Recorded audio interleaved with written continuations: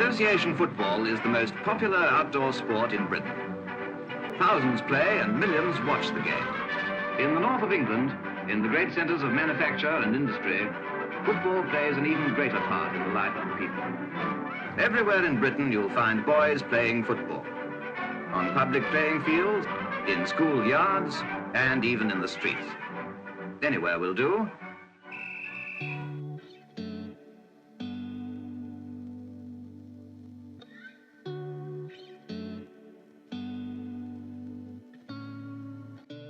Hello and welcome to episode 1 of The Echo. This is a brand new series from me, Sean, of the Keeping Up Appearances podcast. Now, this is a bit of a move away from our usual content. Obviously, we are very much in the habit of talking about modern football and dropping names of Barclaysmen and the likes. This is obviously going a little bit further back in terms of football history. So I'll quickly tell you how I came up with the idea and why I wanted to do this podcast so much. It came to me, to be honest, a few weeks ago as we said goodbye to Goodison Park, when against Southampton, Goodison closed its gates for the final time after 133 years. After the game, you may have seen it, there was a bit of a farewell service, if that's what you want to call it. And part of it, arguably the highlight of it, was all of the ex-players parading around the pitch. These players came in chronological order, which meant it was quite easy to work out where your era was, where your team was. Obviously, me and people my age, it was the back end 90s, 2000s, that era. But it started with players from the 60s and 70s, and Gethin Jones on the pitch, he named every single one of them, and I was probably, I'd maybe say, a bit disappointed in myself at how few of the players I actually knew. I'd heard of one or two, and yeah, I kind of felt like I was doing a disservice to these players. Not that you can know every player that's ever played for your club, but it was obviously apparent, especially from speaking to family and knowing stories of Everton of old. These players who were walking around, these now old men, walking around the pitch with so much history in their lives and so many achievements and so much success for Everton and on this pitch. And I'd go as far as to say 90% of that ground probably don't know who they are. And I just thought it was quite sad. I don't feel like if we were to move forward 40 years, I don't feel like the current players will be forgotten in the same way. They've left a bigger footprint in social media presence or the 24/7 news that is talked about and footballers. I don't think they will be forgotten in the same way. And I thought, I really want to learn more myself, to be fair. If I can help anyone else to learn about these players, and if anyone else is interested in the same way as me, that's great. But I just wanted to use this as a platform to do some learning. So everything you hear in this podcast, I can assure you I'm no expert. This is just me kind of learning, picking things up and processing it in my own way, and the best way to do that is to maybe tell other people. So that's what we're getting from this podcast.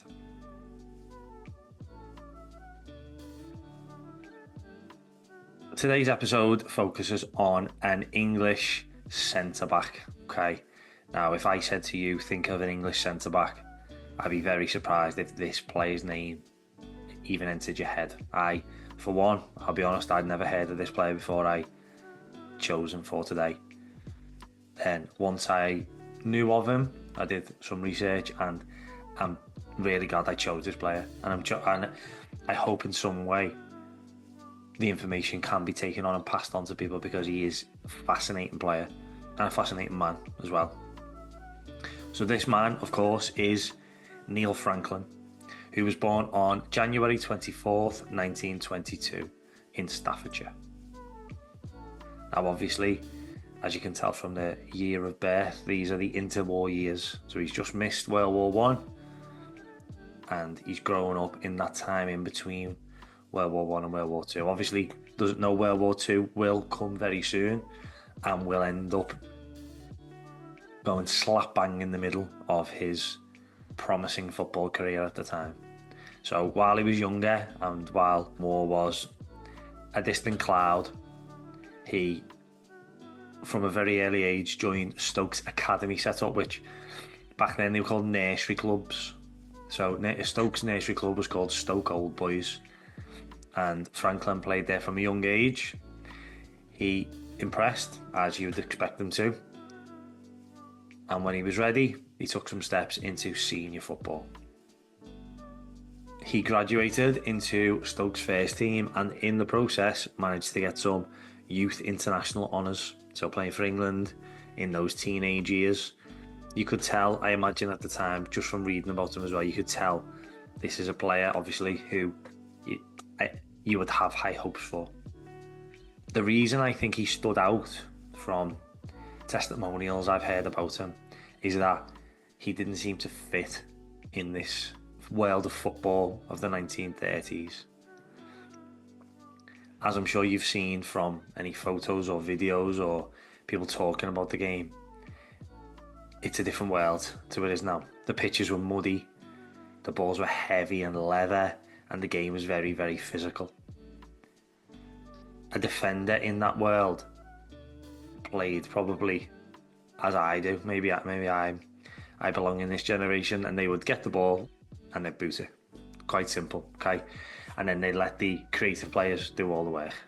Franklin didn't do that. Franklin played like a modern day centre-back, like a modern day defender. He loved being on the ball. He'd play out from the back and he'd take players on.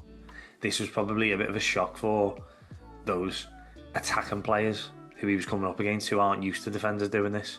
They'd never really had to defend themselves. So the fact that they now had a defender who was potentially more creative than they were, it made them stand out a mile off. I suppose, I'm not sure what the correct word is, but a throwback is somebody that feels like they belong in a generation of the past. Maybe he's a throw forward. I don't know if that's a word, but I quite like it. I might coin it. So I'd say maybe Franklin's a throw forward. Played like a modern day player, way, way ahead of his time. And it made him so unique that it was almost inevitable that he was going to go on to have a great career.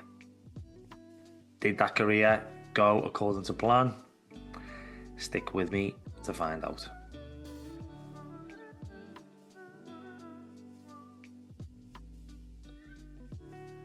Before long, war came again, and the world was put on hold, including, obviously, football. Now, it's kind of like when football was put on hold during the COVID years, probably a much more extreme version of the COVID years, but football was put on hold. There were many footballers who spent the war years fighting. Neil Franklin, fortunately for him, maybe didn't have to do that. However, he did volunteer for the Royal Air Force in 1941 as a 19-year-old, and he was stationed near Blackpool. As I said, football was put on hold, as in competitive games were put on hold, but he still managed to turn out for the Royal Air Force, gaining lots of experience playing against different types of players, and he also played for Stoke in friendlies and regional games as they tried to maybe stay afloat as a club and maybe give people a bit of togetherness. Maybe they needed that during the wartime. He ended up making 186 appearances during this time for Stoke, but also managed to represent England 10 times during wartime internationals. Now, these don't count towards official caps, so take that for what you will. Maybe we should add 10 to his stats, but either way, he gained lots of experience here and he was still playing football. Lots of careers were ruined by the war, whether players got injured, maybe they didn't come back at all, maybe they just spent 5 years not playing football. Franklin was, so by the time the war ended, he was ready to go again, even better than ever. By 1946, he'd earned his first official England cap in a 7-2 victory over Northern Ireland, and he was at this point widely recognised as one of, if not the best centre-back the country and some parts of the world had ever seen. Football around this time was dominated by working class men. The industries, working in the mills, working down the mines, working on the docks, those people were tough, and the game itself was tough. But Franklin, by all accounts, seemed to make it look easy. He was only 5'11", which I'm 5'11" myself, so I'm not going to say I'm short, but for a centre-back, that probably is quite short now. And he only weighed 11 stone, which is quite lightweight again to be a centre-back. At this point, Stoke City also had legends like Sir Stanley Matthews, who he won't be getting an episode on this because he's too widely known, but this is a team now full of great players. And I think from what I've read, it wouldn't be too far to say Franklin was arguably the star of the show, which in a team of Stanley Matthews as well is very impressive. Over the next 4 years then, from his first England cap, he managed to amass 26 and was consistently playing and captaining in the end Stoke City.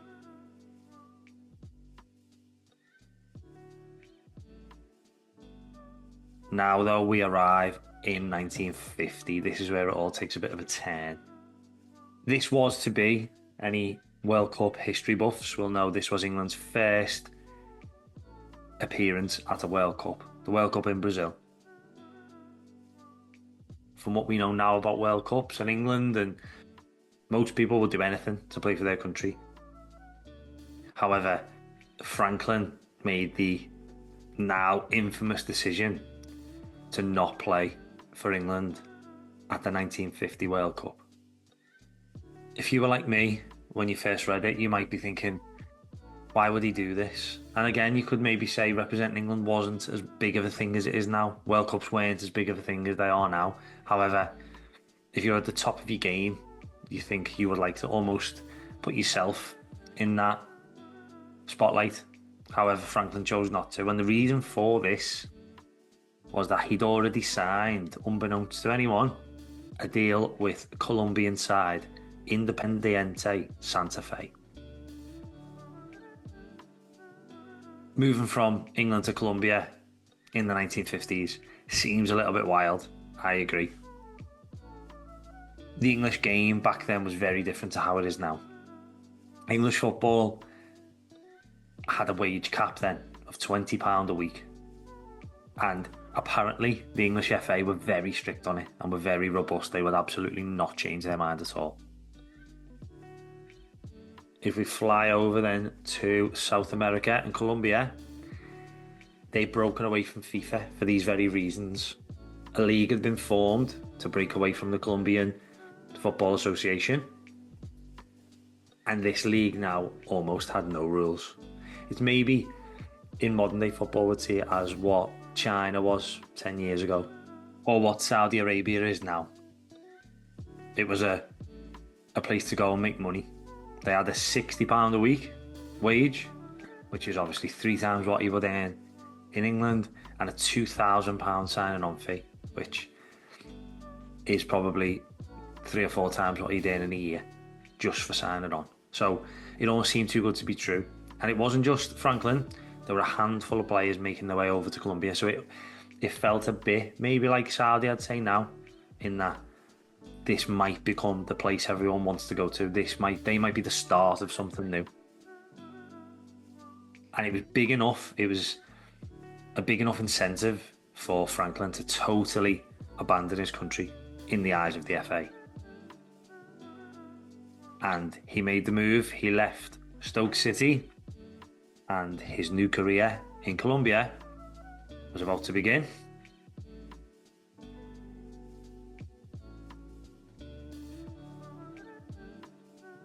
So he's missed the World Cup. Now we're hoping, or he'd be hoping, I'm sure, that it's worth it. It's a big risk to take. Hopefully it's going to be worth it. Franklin's tenure in Colombia lasted 6 matches before returning to England in August 1950. The problem when he got to Colombia was he realised a very different picture of Colombia had been painted to him. He wasn't paid for the majority of his games that he played, and he wasn't given his signing-on fee. The conditions in Colombia, where they were in the midst of a civil war, were not as he'd hoped they would be. The English players over there felt in danger, and the accommodation wasn't up to scratch. Everything he'd been promised just totally wasn't there. So he came back with his tail between his legs, hoping, maybe, he could pick up his career. At the end of the day, it'd been, 2-3 months? How much damage can be done in 2 months? When he stepped foot back on English soil, he was handed an indefinite suspension from playing for England. And his club, Stoke City, still felt that betrayal, and they sold him to Hull for $22,500. A huge amount of money, but it shows that even with a player as good as he was, the betrayal was almost too much. Franklin should be, realistically, the same player he always was. He'd been away a couple of months. That talent should still be there, and it should translate to whatever club he turns out for. You think maybe he could show Stoke and England what they were missing. But unfortunately, it didn't work out like that. He played for Hull before moving to Crewe, and then on to Stockport County. And he was very injury prone, meaning he missed lots and lots of playing time. And he ended up retiring after a short while with a bit of a whimper. No big fanfare for the player who had been called the greatest defender of his generation, or the greatest player Hull City had ever had. No fanfare whatsoever. He then took up management, taking on roles in Cyprus before coming back to England and having quite a long but maybe uneventful spell in charge of Colchester United. Fast forward then to Franklin being an old man. In 1996, he passed away in Stoke-on-Trent. His career had taken him as far as Colombia, but unfortunately, when he passed away, he was back in the same place where he was born. He had a life well travelled, but he left only faint marks within football history.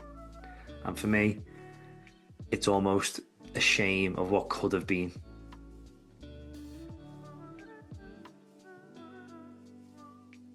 That, everyone, is a whistle-stop tour of Neil Franklin's career. I'm sure there's bits I've missed. I'm sure there was a lot more to discover about a player like Neil Franklin. However, I'm going to end each episode with a bit of a reflection on what I've taken from learning about this man. I think this one should have 2 parts, as a player, but also as a man. So Neil Franklin as a player seems to be way, way ahead of his time. He could do things that nobody was even being taught back then. As we know now, footballers from young kids in academies, they're being told how to play. They're being taught it. They're being taught to take the ball from the goalkeeper and play with it. Neil Franklin was doing something he was actively not being told what to do. It's just a talent he had. And you think, had he been born a generation or 2 later, could he now be sat on the shoulders in 1966 with a World Cup in his hand as a true trailblazer of the game? Maybe. We'll never know, I suppose, and I think that's what makes me quite sad about this. Now, football's not everything, and Franklin may have been happy. He might have loved his life, having a quiet life with no attention. And I think we do put a lot on football ability. My heroes as kids were all footballers, and kids now, they are exactly the same with current players. But I think when you've got someone who's that naturally gifted, as football fans, we want them to achieve what they can. There's nothing worse than wasted potential and missed potential, and I feel like that's what this was now for Franklin. Which leads me into my second part. The reason it was unfulfilled potential was because he took a risk. In those days, you weren't supposed to take risk. You were supposed to do exactly what you were told to do. If somebody put a rule in place about finance, you didn't have any power to challenge it. We know now player power in football is huge. If somebody wants more money, they're getting more money. A club can pretend they're not, but they are. Their agent will make it so they're getting money, whether it's at your club or at the next club. And I think Franklin almost felt that. He felt he was good enough to demand more money and to demand a better lifestyle for him and his family. And other players felt the same, but Franklin seemed to have been the one that was punished the most, maybe because he was the best. He was the best player there, and maybe it felt more of a betrayal because of that. So, because he represented a challenge to the way things were governed and the way things were run, maybe his legacy lies in the fact he was a bit of a rebel. And not in a good way, because if this was a film, he would come back and he would show England and he would show Stoke, show them what a player they'd lost. Because I'm very much of the opinion, anyone listening might disagree with me, and you might think he's got a bit of a cheek there asking for more money. In my opinion, if you're good enough, you should be paid for it. You should be paid for your ability and your talent. And I think it's fair to say, if Franklin would have succeeded in doing this, it wouldn't have just been for him, it would have been for every other player out there. They would have followed on. The fact it didn't work maybe set footballers back a couple of years. Players might not have wanted to make that move and took that chance because they maybe think it doesn't work, and the FA maybe have got those players a bit more over a barrel. So I think his fall from the peak of the mountain was so sudden. He was revolutionary in the way he played and revolutionary in the way he thought about football and thought about the business. Neil Franklin saw that back then. He saw what football would become, and he saw what it was to the people watching football, and he dared to ask for a bit more to almost equal what he felt he was giving the game. So I think Neil Franklin, for me, if I'm going to end it on one line, I would say he was a leader in every way, but unfortunately he didn't get the fairy tale ending, and I think that's what's sad about his story. He will always be a what if, and I think there's lots to learn from players that came before the players that we know now, and I think Neil Franklin is a brilliant example of the good and the bad things about football. Thank you for listening to episode 1 of The Echo. I hope you've enjoyed it. I've certainly enjoyed making it. Maybe it's a teacher in me wants to get people to learn. I've enjoyed a different side of football history. So yeah, it's been new for me. Hopefully I'll see you back here for episode 2. See you then.